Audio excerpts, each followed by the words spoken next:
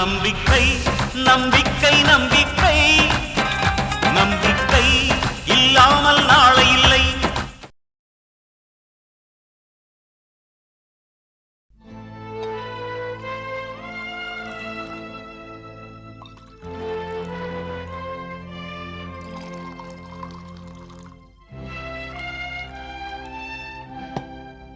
அப்பா பால். என்னம்மா? பால்ப்பா. ராத்திரி எனக்கு கொடுக்குற பால் எக்ஸ்ட்ரா பால் தானே, அதை கட் பண்ணிடுமா. ஏன்பா?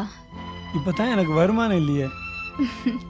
அப்பா இவ்வளோ நாளா வேலை வேலை நோடி நீங்க ஒழுங்காவே சாப்பிடல. இனிமேலாவது வேலை வேலைக்கு சாப்பிட்டு ரெஸ்ட் எடுங்கப்பா. 30 வருஷம் ஓடி ஓடி உழைச்ச வேலையை ஒரே நாளில் தூக்கி எறிஞ்சிட்டு வந்துட்டேன். முதலாளி என்னை வார்த்தைக்கு வார்த்தை ராமையா ராமையான்னு கூப்பிடுவார். அது மற்றவங்களுக்கு எரிச்சலாக இருக்கும். ஆனால் இன்னைக்கு அந்த ராமையா ஒழிஞ்சான்னு எல்லாரும் சந்தோஷப்படுவாங்க. போகட்டும் விடுங்கப்பா. அடுத்தவங்களோட கஷ்டத்தை பார்த்து சந்தோஷப்பட்டா அந்த சந்தோஷம் நீடிக்காது. 2 குடும்பத்துக்கு நடுவில் இவ்வளோ ப்ராப்ளம் ஆன பிறகும் அங்கே வேலைக்கு போகிறது சரின்னு எனக்கு தோணலம்மா. என் முதலாளியை விட்டு கொடுக்க முடியாது, என் பசங்களையும் என்னால் விட்டு கொடுக்க முடியாது. நான் ரிசைன் பண்ணது எனக்கு சரின்னு தான் தோணுது. உனக்கு என்னமா தோணுது? அப்பா கடவுள் நமக்கு எது செஞ்சாலும் அது நம்ம நன்மைக்கு தானே நாம நினைச்சுக்கணும். ஒரு மனுஷன் வாழ்க்கையில எவ்வளவு உழைக்கணுமோ அவ்வளோ நீங்க உழைச்சாச்சு. இனிமேலும் அதையே நினைச்சு ஏன்பா ஃபீல் பண்ணிட்டு இருக்கீங்க? விடுங்க. உனக்கு ஒரு நல்ல வாழ்க்கை அமைச்சு கொடுக்கணுமா. செட்டில்மெண்ட் பணத்துல உன் கல்யாணத்தை முடிச்சிடலான்னு பாக்குறேன். என் கல்யாணத்துக்கு என்னப்பா அவசரம்? அண்ணன் படிச்சுட்டு வேலை இல்லாம மெக்கானிக் ஷெட்ல வேலை பண்ணிட்டு இருக்கு. ஒண்ணு அண்ணனுக்கு ஏதாவது வேலை வாங்கி கொடுங்க, இல்ல இந்த பணத்தை வச்சு தனியா ஏதாவது மெக்கானிக் ஷெட் ஆரம்பிச்சு கொடுங்கப்பா. ஏம்மா உங்க அண்ணன் என்னடான்னா செட்டில்மெண்ட் பணத்துல 10 பைசா செலவழிக்க கூடாது, அது அப்படியே தங்கச்சி கல்யாணத்துக்காக செலவழிச்சிருங்கிறான். நீ என்னடான்னா அண்ணனுக்கு கொடுங்கிற. உங்க 2 பேரையும் நினைச்சா ரொம்ப பெருமையா இருக்குமா. இதே ஒத்துமை சந்தோஷம் நம்ம குடும்பத்துல என்னைக்கு நிலைச்சிருக்கணுமா. அதம்மா என்னோட ஆசை. நிச்சயமா இருக்கும்பா.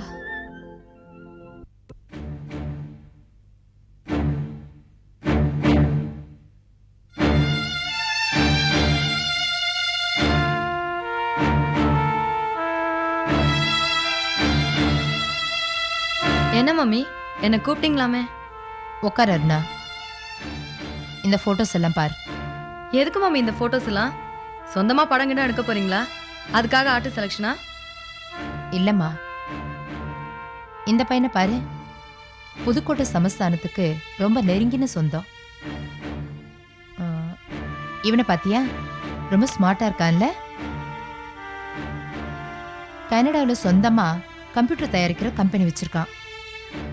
அப்புறம் இவனோட அப்பாவுக்கு சென்னையில் மட்டும் ஒரு காலேஜ், 8 ஸ்கூல், வருஷ வருமானம் 20 கோடி ரூபாய். இதெல்லாம் அதுக்கு மம்மி என்கிட்ட சொல்றீங்க? இதுல ஏதாவது ஒரு பையனை நீ செலக்ட் பண்ணு. ஏன் மம்மி, நீங்க கல்யாணம் பண்ணிக்க போறீங்களா? அருணா, என்ன டென்ஷன் ஆக்காத. நான் எது செஞ்சாலும் உன் நல்லதுக்கு தான் செய்யறேன்னு புரிஞ்சுக்கோ.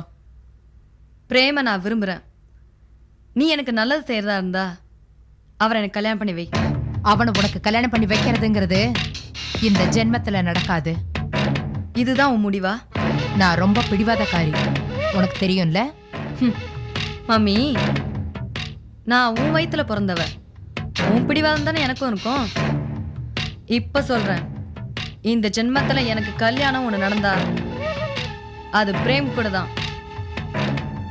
இந்த சமுதாயத்துல நம்ம குடும்பத்துக்குன்னு ஒரு மரியாதை இருக்கு. லேடிஸ் கிளப்ல எனக்கு நல்ல பேர் இருக்கு. உன் கல்யாணத்துக்கு கலெக்டர்ல இருந்து பெரிய பெரிய பிசினஸ்மேன் வீட்ல இருந்தெல்லாம் வருவாங்க. என் மாப்பிள்ள 4 கம்பெனிக்கு சொந்தக்காரன் சொல்றது எப்படி இருக்கும்? கேவலம் கார் மெக்கானிக்னு சொல்றது எப்படி இருக்கும்? உனக்கு பந்தா வேணுங்கிறதுக்காக தான் நீ மாப்பிள்ளையை தேடுறிய தவிர எனக்கு பிடிச்ச புருஷனை கட்டி வைக்கணும்னு உனக்கு தோணலையே மம்மி. சின்ன வயசுல இருந்து நீ கேட்டதெல்லாம் வாங்கி தரல, இது மட்டும் ஏன் வேண்டான்னு சொல்றேன்னு கொஞ்சம் யோசிச்சு பாரு. ஊர் உலகத்துக்கு முன்னாடி நான் கௌரவமா வாழ்ந்துட்டு இருக்கேன். நீ அந்த பிரேம கட்டிக்கிட்டா சிந்தாமணி மாப்பிள்ள சாதாரண மெக்கானிக்னு கேவலமா பேசும். கார் ரிப்பேர் ஒன்றும் கேவலமான தொழில் இல்லை மம்மி, அதுவும் நல்ல வேலை தான்.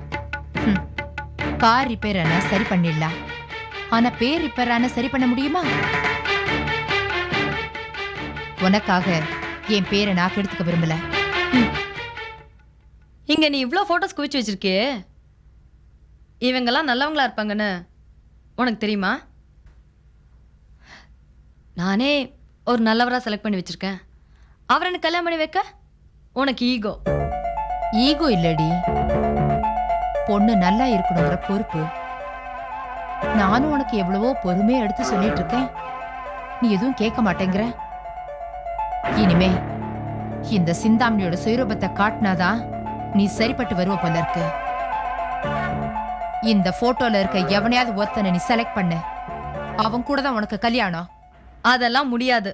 உன்னால என்ன பண்ண முடியுமோ பண்ணிக்கோ. என்னையே எதிர்த்து பேசுற அளவுக்கு வளர்ந்துட்டியா?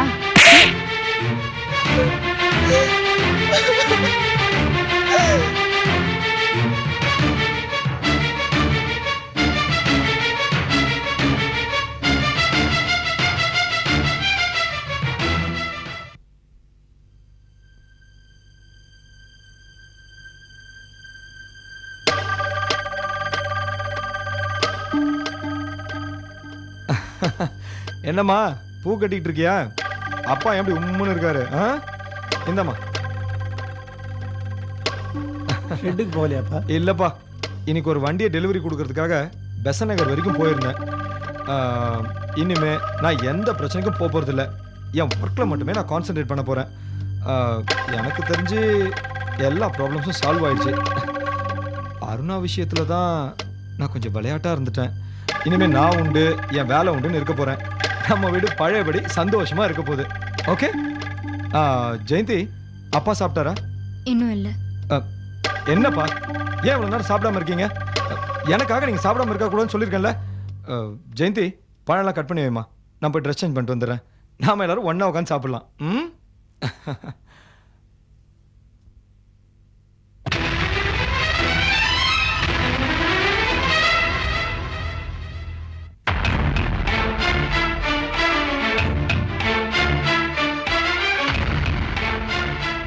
என்ன அருணா, நீங்க வந்து உட்காந்துட்டு இருக்க?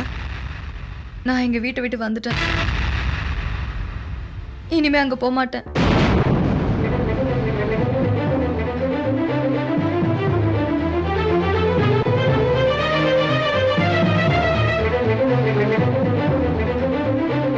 என்னப்பா அது, இவ எப்படி இங்க வந்தா? அவங்க வந்து 1 மணி நேரம் ஆச்சு. அதான் நான் ஷெட்டுக்கு ஃபோன் பண்ணேன். நீ பரவிட்டு போயிட்டு தான் சொன்னாங்க. இவங்க தொந்தரவை தாங்க முடியாது தானப்பா நீங்க வேலையை ரிசைன் பண்ணீங்க. அப்படி இருக்கும்போது இவ எதுக்குப்பா நம்ம வீட்டுக்கு வரணும்? நம்ம சந்தோஷமா இருக்கிறது அவளுக்கு பிடிக்கலையாமா? நான் உங்க சந்தோஷத்தை கெடுக்க வரல பிரேம்.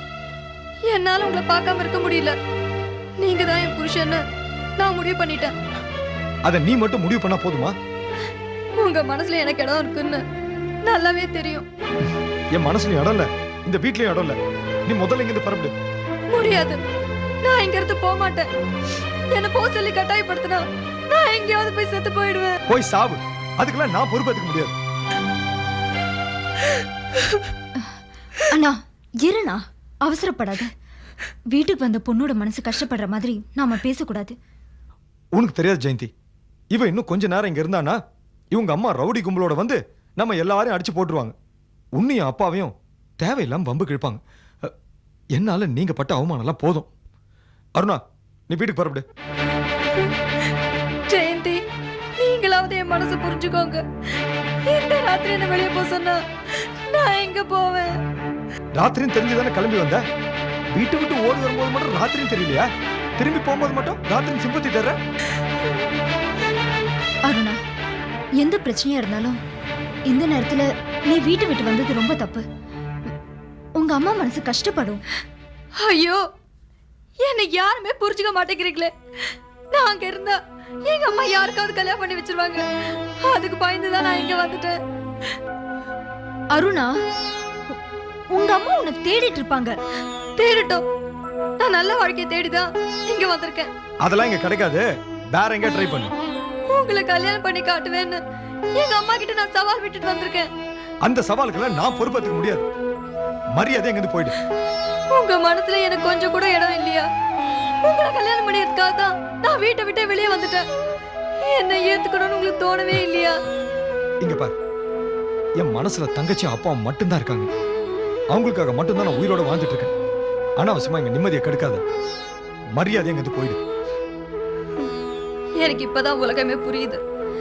எங்க அம்மா அப்பவே சொன்னாங்க, உன் சொத்தையெல்லாம் இங்கே விட்டுட்டு போ, உன்னை ஏத்துக்கிறானா பாக்கலாம்னு சொன்னாங்க. இப்ப அது உண்மையாயிடுச்சு. அம்மா, என் பையனை பார்க்கணும்னு வந்த, பார்த்துட்டேன். ஏதாவது பேசணும்னா பேசிட்டு கிளம்பு. இந்த நேரத்தில் நீ இங்கே இருக்கிறது எங்களுக்கு நல்லதில்லை, உனக்கு நல்லதில்லை. என்னால போக முடியாது. தயவு செஞ்சு என்ன எல்லாரும் புரிஞ்சுக்கோங்க. அருணா, நீ இந்த வீட்டுக்கு வரணுங்கிறது அந்த கடவுளோட விருப்பம்னா அது கண்டிப்பா நடக்கும்.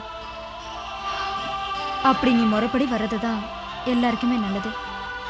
எது நடந்தாலும் பெரியவங்களோட ஆசீர்வாதத்தோட நடக்கட்டும். நீ கவலைப்படாம போயிட்டு வா. இல்ல, மறுபடியும் போய் எங்க அம்மா முகத்துல முழிக்க முடியாது. பிரேம், அருணாவை கொண்டு போய் பத்திரமா அவங்க வீட்டில் வச்சுட்டு வா. நான் போக மாட்டேன். இங்கே பாருமா, பொண்ணை பத்தவங்கிற முறையில் சொல்கிறேன். என் பொண்ணு இவ்வளோ நேரம் வீட்டுக்கு வராமல் இருந்தால் நான் எவ்வளோ கவலைப்படுவேன். அந்த மாதிரி தானே உங்கள் அம்மாவும் பதட்டப்படுவாங்க. முடிவாக சொல்கிறேன், நீ உங்கள் வீட்டுக்கு போய்தான் ஆகணும். பிரேம், கொண்டே விட்டு வாடா. வேண்டாம், என்னை யாரும் கொண்டு போய் விட வேண்டாம். என் வீட்டுக்கு போக எனக்கு வழி தெரியும். நானே போய்க்கிறேன். அருணா, சொல்றது கேளு. இந்த நேரத்துல நீ தனியா போக வேண்டாம், அண்ணனோட போ. என் மேல உங்க யாருக்கும் அக்கறை இல்லையே. நான் எப்படி போனா உங்களுக்கு என்ன? அருணா,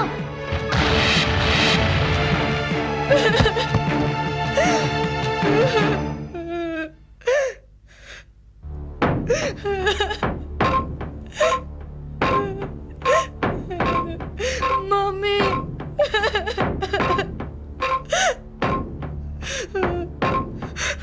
அருணா, உன் உடம்புல தெம்பு இருக்கிற வரைக்கும், உன் மனசுல இருக்கிற பாரம் குறையிற வரைக்கும் நான் உன்னை தடுக்க மாட்டேன். கறந்த பால் மாதிரி களங்கம் இல்லாம இருக்கியேடா. என்கிட்ட இருந்து உன்னை யாராலையும் பிரிக்க முடியாது. இப்ப கூட உன் விருப்பம் தான்டா எனக்கு பெருசு. ஆனா நீ வாழ்ற அளவுக்கு அது நல்ல குடும்பம் இல்லடா. அதனாலதான் அப்படி சொன்னேன். அவர் ரொம்ப நல்லவர் மம்மி. இருக்கலாம், ஆனா அவனோட அப்பா ராமையா சரியில்லையே. என்ன மம்மி சொல்றீங்க? நீ நம்ம வீட்டை விட்டு போகும்போதே நீ எங்க போறன்னு எனக்கு தெரியும். அதனாலதான் நான் உன்னை தேடல. நீ போன கொஞ்ச நேரத்துக்கெல்லாம் ராமையா எனக்கு ஃபோன் பண்ணாரு. அப்படியா? ஆமாம்மா, என் பொண்ணை திருப்பி அனுப்பிடுங்கன்னு நான் அவர்கிட்ட கெஞ்சினேன். வெள்ளிக்கிழமை அதுவுமா வீட்டுக்கு வந்த மகாலட்சுமிய நான் திருப்பி அனுப்ப முடியாதுன்னு சொல்லிட்டாரு. அது மட்டும் இல்ல, உங்க பொண்ணு மூலமா என் பையனுக்கு வசதியான வாழ்க்கை அமைய போகுது, அதை என்னால தடுக்க முடியாதுன்னு சொல்லிட்டாரு. அதோட உங்க பொண்ணு கொண்டு வர நகை பணத்தை வச்சுதான் என் பொண்ணோட கல்யாணத்தையும் நடத்தணும்னு சொன்னாரு. அதையும் மீறி நான் அவர்கிட்ட கெஞ்சினேன். அதுக்கு அவர் என்ன சொன்னார் தெரியுமா? மகாலட்சுமி மூலமா வர்ற பணத்தை எனக்கு கொடுத்துருங்க, நான் உங்களுக்கு தொந்தரவு கொடுக்காம நான் ஒதுங்கிறேன்னு சொன்னாரு.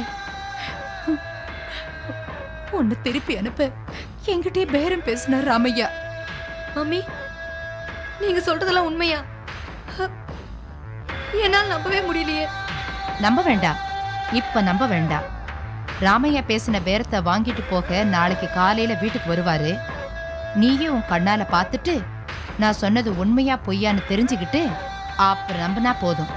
ஈர் வரேன்.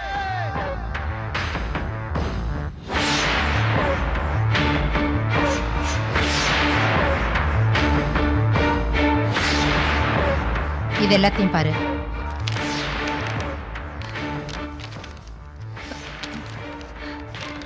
What is this mummy? கொடைக்கானல்ல 30 ஏக்கர்ல வாங்கின எஸ்டேட் உன் பேர்ல பத்திரம் பண்ணியிருக்கேன். அடையார்ல வாங்கின பங்களா அதை கூட உன் பேர்ல தான் பத்திரம் பண்ணியிருக்கேன். போன வாரம் வாங்கின காரை கூட உன் பேர்ல தான் வாங்கியிருக்கேன். ஆனா உங்க அண்ணன் பேர்ல எதையுமே வாங்கல. காரணம் என்னன்னு தெரியுமா? உன் மேல எனக்கு இருக்கிற தனி பாசம். மம்மி அண்ணன் பாவம் இல்லையா? அவர் பேர்லயும் ஏதாவது எழுதிருக்கலாமே. அவன் ஆம்பளம்மா, எப்ப வேணாலும் சம்பாதிச்சுக்கலாம். உன் பேர்ல நிறைய சொத்துக்கள் இருந்தாதான் நீ கல்யாணம் பண்ணிட்டு போற இடத்துல உனக்கு மரியாதை இருக்கும். உன் மேல உன் புருஷனுக்கே பயம் இருக்கும். புகுந்த வீட்டுல உன் கைதாம ஓங்கி இருக்கணும். இதை எல்லாத்தையும் பிளான் பண்ணிதான் எல்லா சொத்தையும் உன் பேர்லயே வாங்கி வச்சிருக்கேன்.